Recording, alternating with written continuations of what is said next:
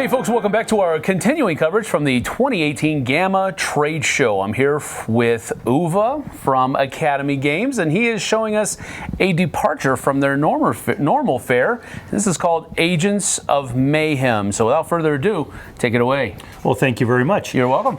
People know us for our military training games and our historical board games like Freedom, the Underground Railroad, or our new popular 878 Vikings games. Correct. That's been going crazy. And we were contacted by Volition Software, one of the people from Saints Row universe and everything, said, hey, our universe, we're expanding it in a parallel universe into Agents of Mayhem. The bad versus evil, superheroes against evil legion taking over. So at first we were a little, what should we do? But then we thought, why not? How's this different than any of our other game engines?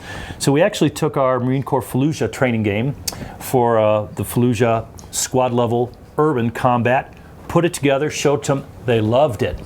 So that was in the story. We signed a contract and have been going crazy. In Agents of Mayhem, you're playing the Legion, the evil Legion, which is all relative. They're bringing stability, got rid of all nuclear weapons, and made one nation of the earth. Really lovable guys in an evil Legion way. Yeah, I'm sure. They're good guys. Yeah, well, from a certain point of view. Yes. Okay. And I have to be very careful being German, who I say is the good guys and bad guys in here. Yeah, probably so. So anyway, and you're playing the Agents of Mayhem against the Legion. Every player, you can play this from 2 to 6 players, depending on what expansions. Okay. And on our Kickstarter, we unlocked every single stretch goal, so people can play with up to 8 players if they want. Wow. 2 to 8, and then we also have a solo expansion. And this is our Athena AI solo, which has been used by military and other people. Other publishers have been using this because it's just groundbreaking AI that uses actual human psychology and decision making. Okay. Not this standard repeat till you get the best type of combination. In here, you're playing 3 agents versus a Legion lieutenant with his squads and minions. Bad dudes. And it is a continuous, no phases, no kind of rounds. You just continue playing through the entire game. Okay. You take an action turn with a unit, or if you're playing multiple people with groups of units doing combined actions, really cool stuff. Then the opponent does a thing, going back and forth. Every 10 seconds you're doing stuff. Okay. There's never letdown. You're talking, you're yelling at each other. You're with your allies saying, hey, cover me, do this and that. Yeah. We have to hack into the database so we can save these scientists. So it is very fast, really quick action. Now, what is so neat about this, not only is it incredible, fun, tactical game, because this isn't just head-to-head fight. This is actual 3-dimensional buildings. You're using real-world tactics. But the game is, and a lot of the missions are totally non-tactical or military-based.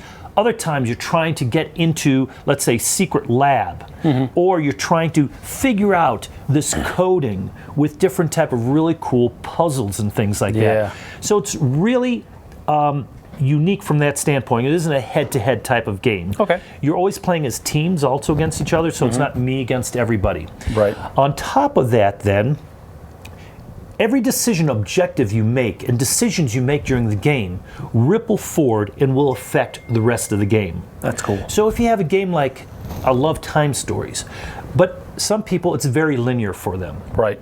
We took that, totally opened it up. We have hundreds of different branches, decisions. So decision you make here, if you capture a scientist, are you going to put him up for ransom? Are you going to try to turn him to your side? Or are you going to send him out and imprison him? Whatever you decide will ripple forward. So if you imprison that scientist, well then a mob boss brother may later on come after you. But then if you do something else, or some other characters do something else later on in the campaign, that again ripples and changes everything else. Okay. So these aren't hard keys. It's a very, very unique campaign system that really has not been done in games before. Wow. Our engineering teams have been working on this now for over 2 years, and we've been actually using some biomedical research type of software Really? to build the AI, the Athena AI, Okay. and also build up this mission campaign, this intricate interwoven. There's so many different ways to win. We've never had any group have the same experience. Okay. So that is So how Agents of can Mayhem. you win? I guess it's based on like scenarios, right? Yes, it Okay. is scenarios, and it's a mission driven. So Okay. when you gain an objective, you're getting certain advantages, and you're seeding future type of missions. Okay. As missions come up, you are then using the seeded cards that you used and objectives, and you're building up this city environment in Seoul, Korea, to build your next mission. So cool. all of a sudden, you are putting in these objectives of, let's say, a laser defense system that shields your buildings. Yeah. Now, the Agents of Mayhem are going to try to infiltrate that. Okay. So your main circuitry is in this heavy defended building.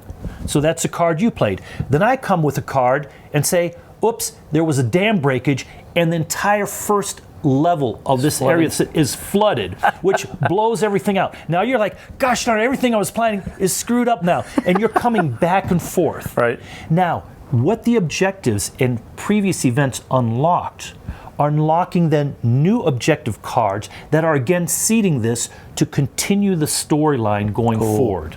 And how you decide will then change the flow and ripple in that stage. So the decisions you make, which will undoubtedly be different than the decisions other people have made, will make your campaign, your mission, your whatever, completely different from the mission Exactly. that they followed. Yes, and the combination of these decisions always create totally unique different outcomes. That's awesome. So literally, I don't know how many thousands of different outcomes there are. Gunta did the math for it. Yeah. But every group, and then even your interpersonal and how things happen, Yeah. will totally change it. So this is a very, very unique, different type of game. I understood. And it is for the people who do like, number one, tactical, team against team, or head-to-head, or even solo play.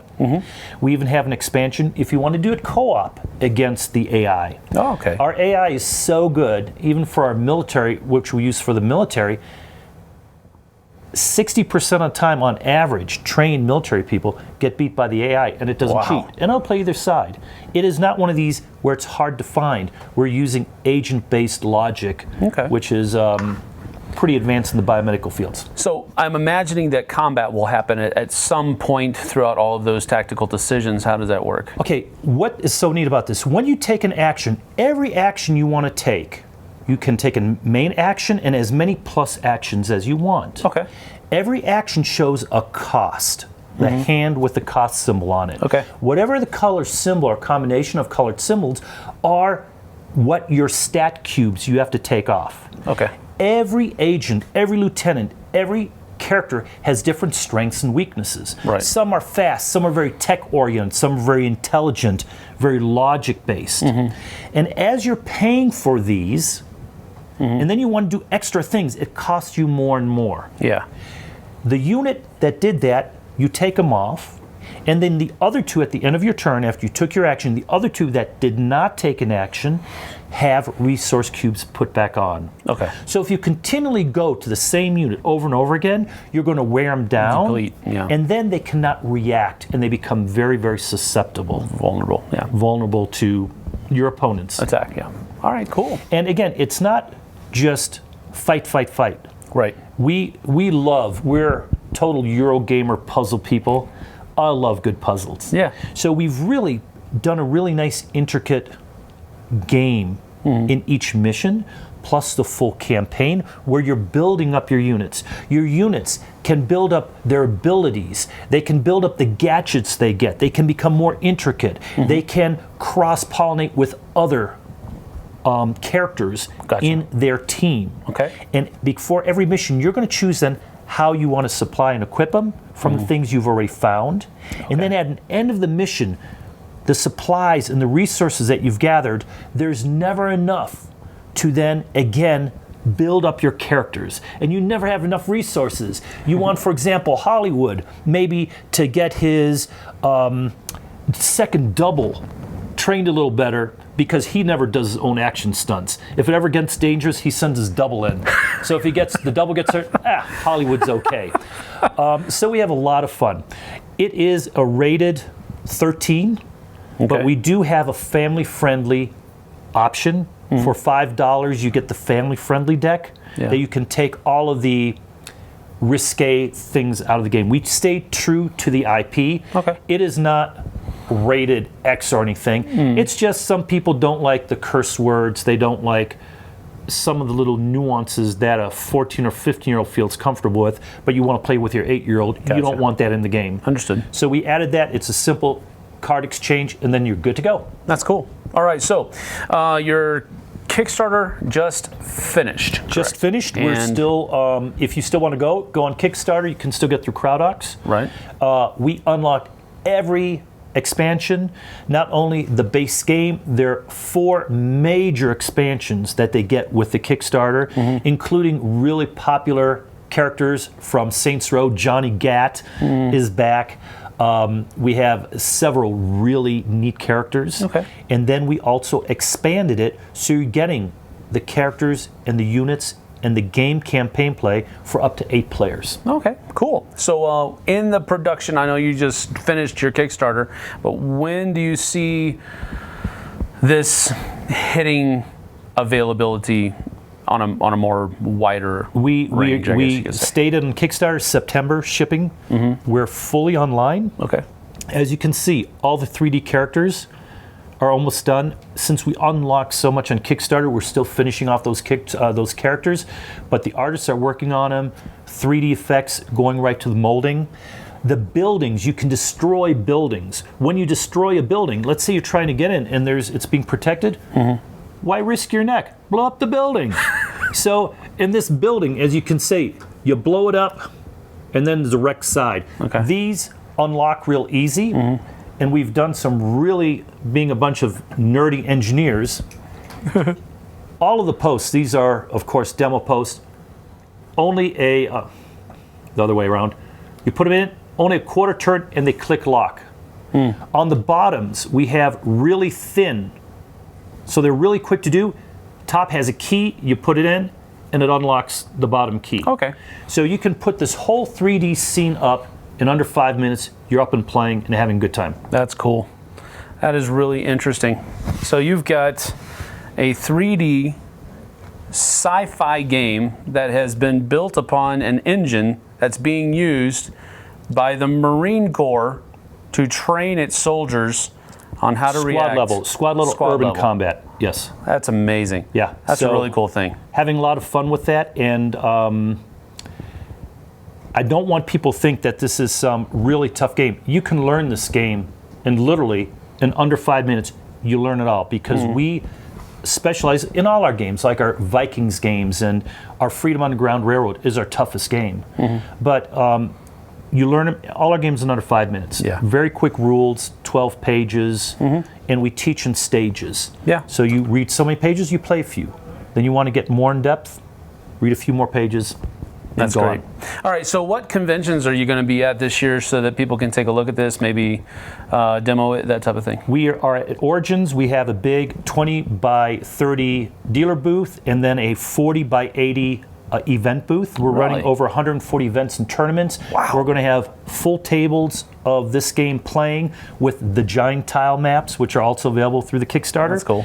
Then at Gen Con, same thing. We're going to be running over 130 events at Gen Con. We're at WBC, PAX Unplugged, places like that. You name it. All right. Well, keep an eye out for Academy Games and Agents of Mayhem. This looks like an amazing endeavor, and it looks like you're really going to be knocking it out of the park. So congrats on that. I really appreciate it. Thank you for coming, Uwe. Thank you. Thank you for having me. Sorry, I pronounced it wrong again. I'm just good at pronouncing names wrong. Well, you said it good for a northern German, but we... okay. We're these central hillbilly Germans. All right. Well, thank you for joining us, and we'll have more videos on another day, probably. So keep your eye out for those. See you on the flip side, folks.